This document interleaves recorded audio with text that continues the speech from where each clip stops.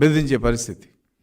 కానీ ఇవాళ network hospitals అన్నీ కూడా చాలా ధైర్యంగా ముందుకు వచ్చి స్పష్టంగా చెప్పారు, మేము చెయ్యము, మా డబ్బులు మాకు ఇవ్వండి అని చెప్పి. కానీ ఏమవుతుంది ఈ రాష్ట్రంలో ఇవాళ ప్రజలు బతికితే, ఆడ ఆరోగ్యంగా ఉంటే నువ్వు ఇచ్చే వెల్ఫేర్ స్కీమ్స్ అన్నీ వాడికి చేరతాయి. మనిషి లేకపోతే ఏం చేస్తావు వెల్ఫేర్ స్కీమ్లు? మరి ఈ రోజున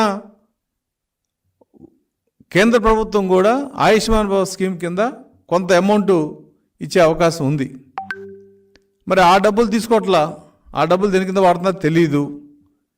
అలాగే నేషనల్ హెల్త్ మిషన్ కింద రావాల్సిన డబ్బుల్ని ఈయన దేని కింద వాడాడు. కాబట్టి కేంద్ర ప్రభుత్వం మా ప్రోగ్రామ్ని నువ్వు వాడుకున్నావు కాబట్టి నీకు నిధులు ఇవ్వు అని చెప్పి స్పష్టంగా చెప్పింది.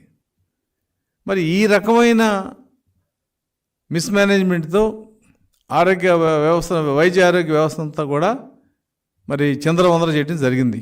మెడికల్ కాలేజీ అన్నాడు ఈయన, జిల్లాకు మెడికల్ కాలేజీ అన్నాడు, 5 మెడికల్ కాలేజీని ప్రారంభిస్తున్నాం అన్నాడు. ఏం చేశాడు 5 మెడికల్ కాలేజీలో? క్యాపిటేషన్ ఫీజు, డొనేషన్ చెప్పలేదు కానీ ఫీజు అంటే కన్వీనర్ కోటాలో వచ్చినా కూడా ఫీజు కట్టాలి. మరి all India institute of medical science seat వస్తే వాళ్ళు కట్టే సంవత్సరానికి 7,000 8,000 రూపాయలు ఉంది. ఇవాళ ప్రభుత్వం చెప్పే గవర్నమెంట్ మెడికల్ కాలేజీలో సీట్ వస్తే లక్షల ఫీజులు కట్టాలి. మరి ఇది ఏ రకమైన విధానాలో రాసిన వాడికైనా అర్థం అవ్వాలి, ప్రజలకైనా అర్థం అవ్వాలి. మరి అటువంటి ఈ చిత్రమైన విధానాలతో మెడికల్ కాలేజీ మేము తీసుకొచ్చామని చెప్పి సాటి మేసుకున్న ఈ ప్రభుత్వం అవన్నీ పక్కన పెడితే అసలు ఉన్న ప్రజలకి వైద్యం అందించే విధానంలో ప్రభుత్వం పూర్తిగా విఫలమైంది.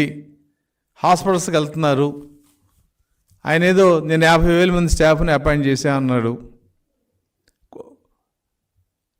ఫ్యామిలీ డాక్టర్ అన్నాడు, అదన్నాడు ఇదన్నాడు, అన్ని కాగితాల మీద పెద్ద పెద్ద అడ్వర్టైజ్మెంట్లు ఇచ్చి ఇదిగో నేను ఇది చేసాను చెప్పడం తప్ప ఫీల్డ్లో నిజంగా ఫ్యామిలీ డాక్టర్ అంటే ఏంటి? ఒక కుటుంబానికి ఒక డాక్టర్ ఉండాలి, కుటుంబంలో ఏం ఇబ్బంది వచ్చినా ఆయన అటెండ్ అవ్వాలి. ఈ రాష్ట్రంలో ప్రజలు ఎంతమంది, అందులో బీపీఎల్ ఫ్యామిలీస్ ఎంతమంది డాక్టర్లు ఉన్నారు, ఎంతమంది ఫ్యామిలీ డాక్టర్స్ కింద నువ్వు క్లాసిఫై చేసావు అనేది ఇంతవరకు ఏ ఊళ్ళో కూడా తెలియదు. ఆయన ఏదో ఓపెన్ చేసిన రోజున ఫ్యామిలీ డాక్టర్ అన్నాడు, అదన్నాడు ఇదన్నాడు, అయిపోయింది.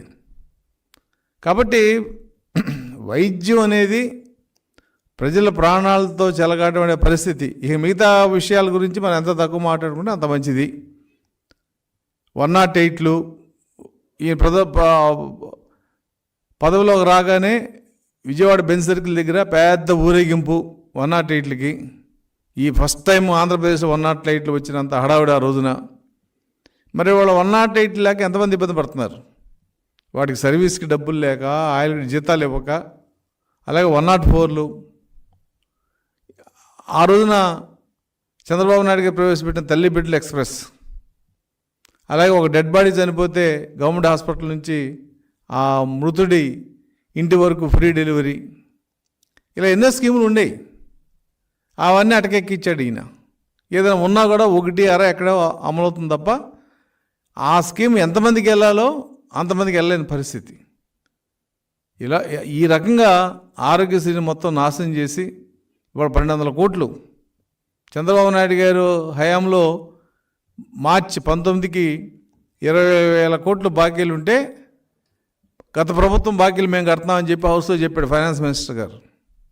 కానీ వాళ్ళు మీరు ఇవ్వాల్సిన ఇటువంటి బాకీలు, కాంట్రాక్టర్ల బాకీలు, ఉద్యోగస్తుల బాకీలు, అలాగే ఈ ఆరోగ్యశ్రీ బాకీలు, ఇవన్నీ అసలు ఏం జరుగుతుంది ప్రభుత్వంలో, ప్రభుత్వం ఏం చేయబోతుంది అనేది ఎవరికి, ఈవెన్ క్యాబినెట్లో కూడా ఎవరికి అర్థం కాని పరిస్థితి.